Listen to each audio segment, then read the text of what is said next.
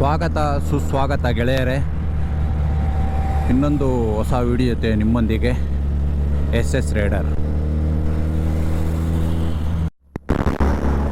ಸ್ನೇಹಿತರೆ, ಈಗ big boss ಫಿನಾಲಿಗೆ ಬಂದಿದೆ ಸ್ನೇಹಿತರೆ.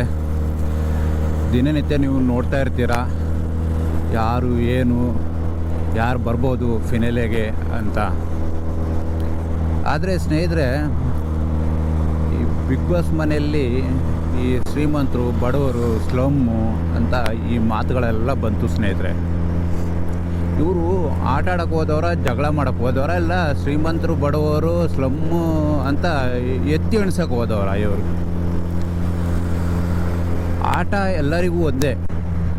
ಅದರಲ್ಲಿ ಶ್ರೀಮಂತರಿಗೆ ಬೇರೆ ಆಟ, ಬಡವರಿಗೆ ಬೇರೆ ಆಟ, ಸ್ಲಮ್ಮವರಿಗೆ ಬೇರೆ ಆಟ ಅಂತ ಏನಿಲ್ಲ. ಎಲ್ಲರೂ ಚೆನ್ನಾಗಿ ಪಾರ್ಟಿಸಿಪೇಟ್ ಮಾಡಿದ್ದಾರೆ, ಎಲ್ಲರೂ ಚೆನ್ನಾಗಿ ಆಡಿದ್ದಾರೆ. ಆದರೆ ವ್ಯಕ್ತಿತ್ವದ ಬಗ್ಗೆ, ಇನ್ನೊಬ್ಬರು ವ್ಯಕ್ತಿತ್ವದ ಬಗ್ಗೆ ನಾವು ಮಾತಾಡಬಾರ್ದು ಸ್ನೇಹಿತರೆ. ಅವರು ಇವತ್ತು ಸ್ಲಮ್ಮಿಂದಲೇ ಬಂದಿದ್ದಕ್ಕೆ ಇವತ್ತು ಅಷ್ಟು ಜನರ ಮನ ಗೆದ್ದಿರೋದು ಸ್ನೇಹಿತರೆ, ಅದನ್ನು ತಿಳ್ಕೊಳ್ಳಿ. ಅಶ್ವಿನಿ ಅವ್ರು ಹೇಳ್ತಾರೆ ಅವ್ರು ಸ್ಲಮ್ಮಿಂದ ಬಂದವಳು ಎಷ್ಟು ಹಂಗೆ ಹಿಂಗೆ ಅಂತ, ಎಸ್ ಕ್ಯಾಟಗರಿ ಹಂಗೆ ಹಿಂಗೆ ಅಂತ. ಅವ್ರವ್ರ ಘನತೆ ತೋರಿಸುತ್ತೆ ಸ್ನೇಹಿತರೆ ಅವ್ರು ಏನು ಅಂತ. ಏನು ನೋಡ್ತಿದ್ರಲ್ಲ, ದಿನ ಸಂಜೆ ನೋಡ್ತಿರ್ತೀರ ಬಿಗ್ ಬಾಸು, ಯಾರ್ಯಾರ ಘನತೆಯೂ ಎಲ್ಲೆಲ್ಲಿ ತೊಗೊಂಡೋಗಿದ್ದಾರೆ ಅಂತ ಯಾರೂ ಹೇಳ್ಬೇಕಾಗಿಲ್ಲ ಸ್ನೇಹಿತರೆ. ಅವರವರೇ ಹೇಳ್ಕೊತಾರೆ ನಮ್ಮ ಘನತೆ ಏನು ಅಂತ ಸ್ನೇಹಿತರೆ. ಹಂಗೆ ರಕ್ಷಿತ್ ಅವರು ಕೂಡ ಅನೇಕ ಯೂಟ್ಯೂಬ್ ವೀಡಿಯೋಗಳನ್ನು ಹಾಕಿದ್ದಾರೆ, ಕೆಲವೊಂದು ರಾ ವೀಡಿಯೋಗಳನ್ನು ಹಾಕಿದ್ದಾರೆ. ಜನಗಳಿಗೆ ಒಳ್ಳೆ ಎಂಟರ್ಟೈನ್ಮೆಂಟ್ ಕೊಟ್ಟಿದ್ದಾರೆ. ಅವರು ಕನ್ನಡ ಮಾತಾಡೋದೇ ಒಂದು ಜನಗಳಿಗೊಂದು ಎಂಟರ್ಟೈನ್ಮೆಂಟು, ಖುಷಿ. ಅವರು ಪಾಪ ಮೂಲತಃ ಬಾಂಬೆಯಲ್ಲೇ ಜನಿಸಿ ಅಲ್ಲೇ ಹುಟ್ಟಿ ಬೆಳೆದು ಅವ್ರದ್ದು ಎಜುಕೇಷನ್ ಎಲ್ಲ ಕಂಪ್ಲೀಟ್ ಮಾಡಿದ್ದೆ ಬಾಂಬೆಯಲ್ಲೇ ಸ್ನೇಹಿತರೆ. ಆದರೆ ಅಜ್ಜಿ ಮನೆ ಅಂತ ಬಂದಾಗ ಇಲ್ಲಿ ಜನಗಳ ಜೊತೆ ಬೆರೆತು ಸ್ವಲ್ಪ ಕನ್ನಡ ಕಲಿತು ಇಷ್ಟರ ಮಟ್ಟಿಗಾದರೂ ಮಾತಾಡ್ತಾರೆ ಸ್ನೇಹಿತರೆ. ನೀವೇ ಅರ್ಥ ಮಾಡ್ಕೊಳ್ಳಿ. ಸುಮ್ಮನೆ ಕಾಲು ಕಳ್ಕೊಂಡು ಜಗಳಕ್ಕೆ ಹೋಗ್ತಾರೆ. ವಯಸ್ಸಲ್ಲಿ ಚಿಕ್ಕವರಾಗಲಿ ದೊಡ್ಡವರಾಗಲಿ ಎಲ್ಲರೂ ಒಂದೇ ಬಿಗ್ ಬಾಸ್ ಮನೆಯಲ್ಲಿ.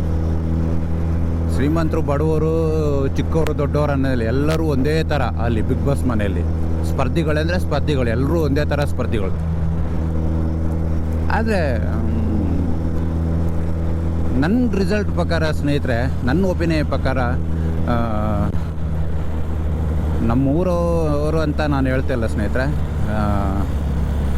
ಇಲ್ಲಿ ಬಡವರಿಗೆ ಕೊಡಬೇಕು, ಶ್ರೀಮಂತರಿಗೆ ಕೊಡಬೇಕು ಅನ್ನೋದು ಏನಿಲ್ಲ ಸ್ನೇಹಿತರೆ. ಯಾರು ಚೆನ್ನಾಗಿ ಆಡಿದ್ದಾರೆ, ಯಾರು ಪಾರ್ಟಿಸಿಪೇಟ್ ಮಾಡಿದ್ದಾರೆ, ಚೆನ್ನಾಗಿ ಆಡಿದ್ದಾರೆ, ಕಿಚ್ಚನ ಚಪ್ಪಾಳಿ ಯಾರು ತೊಗೊಂಡಿದ್ದಾರೆ, ಎಷ್ಟು ಸಲ ಕ್ಯಾಪ್ಟನ್ ಶೀಟ್ ತೊಗೊಂಡಿದ್ದಾರೆ, ಇವೆಲ್ಲ ಅನ್ವಯಿಸುತ್ತೆ ಸ್ನೇಹಿತರೆ.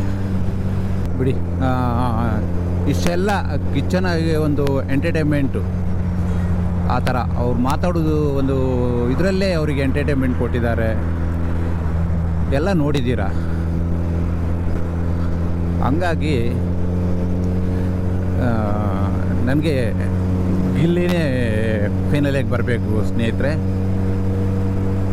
ಸೆಕೆಂಡು ನಮ್ಮ ರಕ್ಷಿತ್ ಅವರಿಗೆ ಕೊಡಬೇಕಂತ ನನ್ನ ಆಸೆ ಸ್ನೇಹಿತರೆ. ಯಾಕಂದರೆ ಅವರು ತುಂಬ ಚೆನ್ನಾಗಿ ಆಡಿದ್ದಾರೆ, ಗಿಲ್ಲಿನೂ ತುಂಬ ಚೆನ್ನಾಗಿ ಆಡಿದ್ದಾನೆ, ಯಾವುದ್ರಲ್ಲೂ ಮೋಸಲ್ಲ. ಅವರಿಬ್ಬರಲ್ಲಿ ಫಿನಾಲಿಗೆ ನಮ್ಮ ಗಿಲ್ಲಿಯವರಿಗೆ ಫಸ್ಟ್ ಕೊಡಬೇಕು, ರಕ್ಷಿತ್ ಅವ್ರಿಗೆ ಸೆಕೆಂಡ್ ಕೊಟ್ಟರೆ ನಮ್ಮ ಕನ್ನಡ ಜನತೆಗೆ ಸಮಾಧಾನ ಸ್ನೇಹಿತರೆ. ಇಲ್ಲ ಅವರಿಬ್ಬರು ಬಿಟ್ಟು ಮೂರನೇ ಯಾರಿಗಾದರೂ ಕೊಟ್ಟರೆ ಬಿಗ್ ಬಾಸ್ ಬಂದ್ ಮಾಡಿ ಸ್ನೇಹಿತರೆ. ಅದು ಸುಮ್ಮನೆ ಇವರು ಒಳಗೊಳಗೆ ನಡೆಯುವಂಥ ಯಾವ ಓಟು ಅಲ್ಲ ಮಣ್ಣು ಅಲ್ಲ ಸ್ನೇಹಿತರೆ. ಇವರು ಒಳಗೊಳಗೆ ನಡೆಯುವಂಥ ಪಿತೂರಿ, ಕೆಲವೊಂದು ಆಸೆಗೆ ಏನೋ ಒಂದು ಆಸೆ ಪಟ್ಟು ಇವರೆಲ್ಲ ಅವರನ್ನು ಫೈನಲೇ ತೊಗೊಂಡು ಬಂದಿದ್ದಂತ ಅನ್ಕೋತಾರೆ ಸ್ನೇಹಿತರೆ.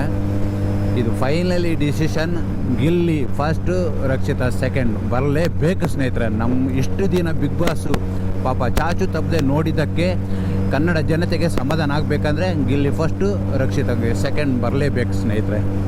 ಇದು ನನ್ನದಲ್ಲ, ನಮ್ಮ ಕರ್ನಾಟಕದ ಎಲ್ಲರ ಮನದಲ್ಲಿರುವಂಥದ್ದೊಂದು ಆಸೆ ಸ್ನೇಹಿತರೆ.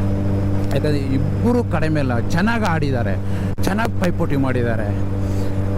ನಮ್ಮ ರಕ್ಷಿತಾ ಮೇಡಮ್ ಅವರು ಇಷ್ಟು ಚಿಕ್ಕದಾದರೂ ಟಗರು ಸ್ನೇಹಿತರೆ, ಯಾರಿಗೂ ಬಿಟ್ಕೊಡಲ್ಲ ಸ್ನೇಹಿತರೆ. ನೋಡ್ತಿದ್ದೀರಲ್ಲ ಇಷ್ಟು ದಿನ ಹೆಂಗೆ ನಮ್ಮ ಮಂಗಳೂರಿನ ಹೆಣ್ಣುಲಿ. ಸೂಪರ್ ಸ್ನೇಹಿತರೆ. ಓಕೆ, ಇವತ್ತು ನಾಳೆನೋ ಫಿನಲ್ ಇದೆ, ನೋಡಿರಿ ಸ್ನೇಹಿತರೆ ಯಾರು ಬರ್ತಾರಂತ. Okay, thank you, bye bye.